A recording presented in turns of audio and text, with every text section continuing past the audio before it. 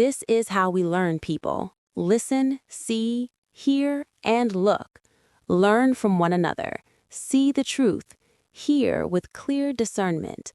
Look where the eye cannot see.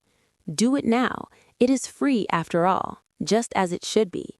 Learn all you can. Share your knowledge, and it then becomes wisdom. Ancient self-restrictions, often rooted in philosophies like Stoicism or religious asceticism, and I'll explain that next, were voluntary limitations designed to cultivate inner strength, discipline, and virtue rather than merely suppressing desire. These practices aim to help individuals avoid becoming slaves to their passions, emotions, or cravings, and external circumstances. Asceticism is the practice of self-denial, rigorous discipline, and voluntary renunciation of sensual pleasures or worldly attachments to achieve spiritual growth, purity, or higher consciousness. Rooted in ancient philosophical and religious traditions, it involves fasting, celibacy, poverty, and meditation to master physical desires.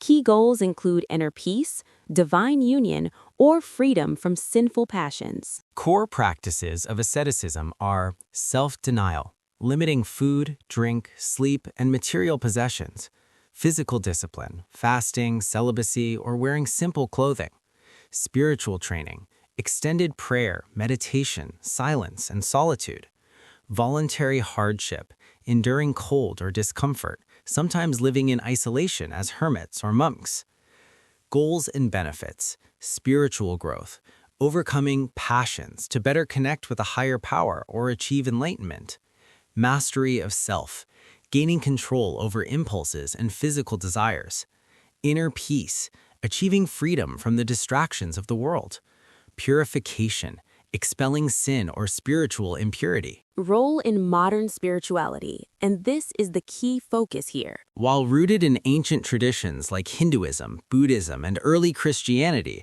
modern asceticism often manifests as a mindful, intentional life, focusing on simplicity, minimalism, and digital detoxes rather than extreme deprivation. It is viewed as a way to focus on the essential, enhance mental clarity, and combat consumerism. Now back to the main teaching about asceticism here. Criticisms and misconceptions. Pathological pursuit. It can be mistaken for or lead to masochism or eating disorders such as orthorexia. Extremism. Historically, some forms involved excessive self-mortification. World denying. It is criticized for potentially neglecting one's duties to society or the body, though many practitioners view it as a way to better serve others. In summary, asceticism is a form of training derived from the Greek askesis, designed to strengthen the spirit by disciplining the body and mind. Key examples in areas of ancient self-restriction include the following. Philosophical self-mastery, Stoicism, the golden mean. Aristotle taught that virtue lies between excess and deficiency. Self-restriction meant avoiding extreme behavior, such as overeating or overindulging in pleasure, to maintain balance. Dichotomy of control.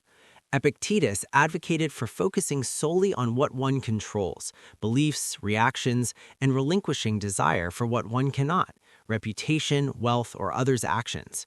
Voluntary discomfort. Stoics like Seneca recommended occasionally living in poverty or eating simple food to prepare for potential future hardships, reducing the fear of losing comfort. Controlling passions. Philosophers viewed extreme emotions as diseases of the soul. Self-restriction involved disciplining the mind to prevent anger, fear, or excessive desire from dominating actions. 2. Ascetic and ritualistic restrictions. Fasting and physical discipline. In various traditions, including early Buddhism and Eastern practices, fasting and dietary restrictions were used to train the mind to endure discomfort, reduce attachment to the body, and foster spiritual growth. Ritual acts. Some ancient cultures engaged in self-inflicted pain, such as flagellation, to strengthen group identity and communicate devotion. Celibacy or sexual restraint. Often practiced in religious contexts to focus energy on spiritual pursuits rather than earthly pleasures. 3. Societal and ethical limitations. Forbidden suicide. In classical Greece, suicide was generally viewed as a selfish, cowardly act that violated duties to the gods and community.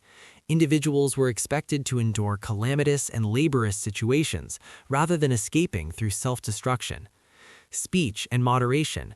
The concept of parrhesia, or free speech in Athens, was accompanied by strict, often unwritten rules about using it properly to avoid corruption or antisocial behavior. Purpose of self-restriction. Freedom. The ultimate goal was to achieve autarkia, meaning freedom from being ruled by external events or internal impulses. Inner peace. Ataraxia. By limiting desires to only what is necessary, individuals reduced anxiety and disappointment. Virtue. Self-limitation was viewed as necessary to live in agreement with nature and reason. Thank you for listening to audiobook number 2 by Just Doug Hill, 2026, February. Remember that spiritually divine refers to an inner, eternal, and sacred essence within all beings, often called the higher self, that connects humanity to the cosmos or a divine source.